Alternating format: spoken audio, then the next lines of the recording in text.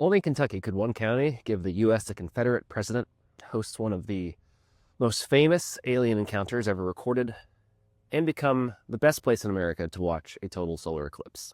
Hi, I'm Michael. I want to teach you a little bit more about Kentucky. One county at a time. All 120 of them. But first, I want to say thank you. Apparently, Kentucky history is binge content now. Binge-worthy content. Because this account basically went from nobody to nearly 40,000 of y'all following me in just about a month's time. I love this state, and I want to do right by it. I know I miss details. I know I mispronounce town names. What I really want to do next is visit your counties in person so I can better avoid those mistakes. I want to stand on your courthouse steps. I want to walk your trails. I want to visit your local breweries and restaurants. I want to talk to you all face to face instead of kind of just taking my best guess from the comfort of my backyard. That takes time and travel. So if you like what I do, I set up a $3 per month support tier over on TikTok subscriptions. That's in my bio. You can view that there. That said, nothing will ever go behind a paywall. This would just kind of help me keep going and hopefully get on the road. Or if you happen to know a business or tourism group that might want to sponsor an episode or maybe a whole run of episodes, feel free to send them my way and we can try to make that happen. Anyway, today we're talking about Christian County. Christian County formed in 1796 from the southern part of Logan County. It was named for Colonel William Christian, a Revolutionary War officer from Virginia and the brother-in-law of Patrick Henry. The county seat became Hopkinsville, laid out in 1797 and named after Samuel Hopkins, another Revolutionary War veteran.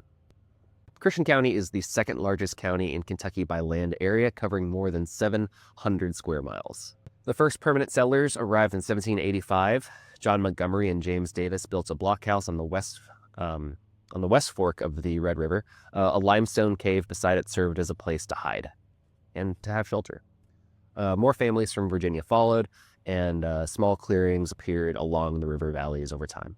By the early 1800s, Hopkinsville was taking shape. A courthouse and jail were built near the center of town. Mills along the Red River powered the early economy. Hopkinsville sat at a crossroads of trade routes that linked the region with settlements in all different directions, which helped turn it into one of the most important towns in western Kentucky.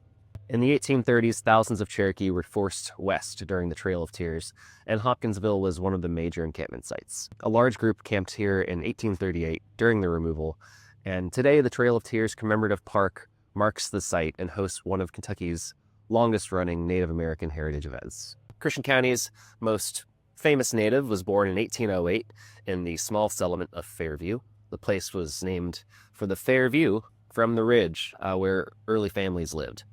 The individual I'm talking about is Jefferson Davis, future president of the Confederacy. He spent his first years here in Christian County before his family moved to Mississippi. Today, his birthplace is marked by the Jefferson Davis Monument. It is a concrete obelisk standing more than 300 feet tall. It is also the tallest reinforced concrete structure in the world and the second tallest obelisk in the United States after the Washington Monument. Another national figure came from Christian County, Adlai E. Stevenson I, who was born here in 1835 and later served as Vice President of the United States. So that gives Christian County the rare distinction of being the birthplace of both a U.S. Vice President and the President of the Confederacy. Before the Civil War, though, Christian County built one of the strongest agricultural economies in the region. Dark fire tobacco was the main cash crop. Farmers also grew corn and wheat and raised livestock too, of course. When the Civil War began, loyalties were deeply split in the area. Hopkinsville switched between Union and Confederate influence until federal troops secured the town. Confederate cavalry under General Lyon returned in December of 1864, however, and burned the courthouse, destroying all military records stored inside. A new courthouse went up a few years later. Christian County also became home to one of the oldest psychiatric institutions in the South. The Western Kentucky Lunatic Asylum opened in 1854 on a large campus in Hopkinsville. The original building burned down in 1861. All patients escaped safely, don't worry. The institution was rebuilt after the war and eventually became Western State Hospital, which still operates today. By the late 19th century, Hopkinsville had grown into one of the largest cities west of Louisville. Rail lines connected it to Nashville, Paducah, and Henderson. Downtown filled with Downtown filled with brick commercial buildings, churches, fraternal halls. Two of the oldest surviving structures are the Knight House, built around 1815, and Lone Oak, built in 1835. Both still stand, and they also have some ghost stories attached to those places too, I guess.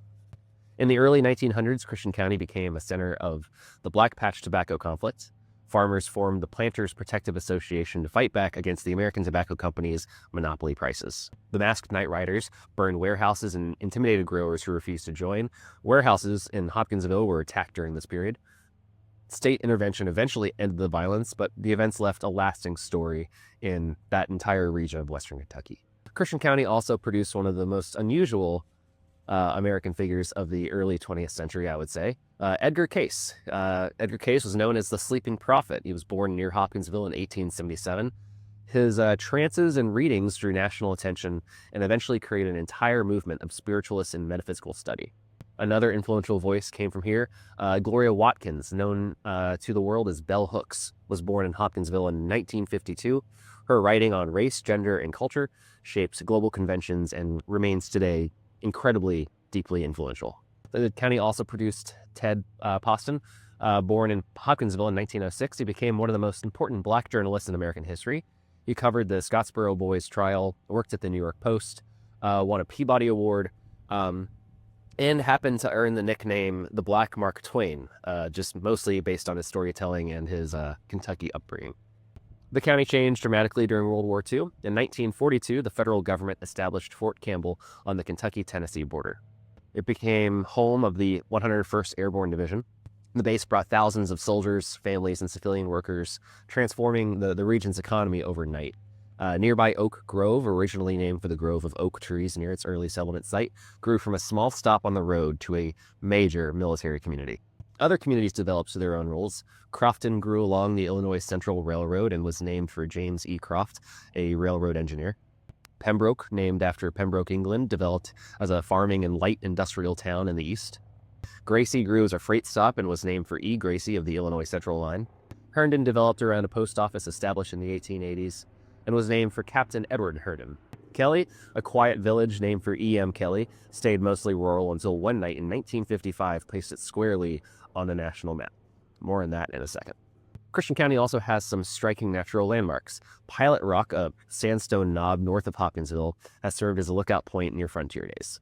There's also a natural stone bridge in northern Christian County, which spans a wooded ravine and is still a favorite spot for hikers. So back to Kelly. The event most people associate the county happened on August 21st, 1955. A family reported that small glowing creatures approached their farmhouse one night.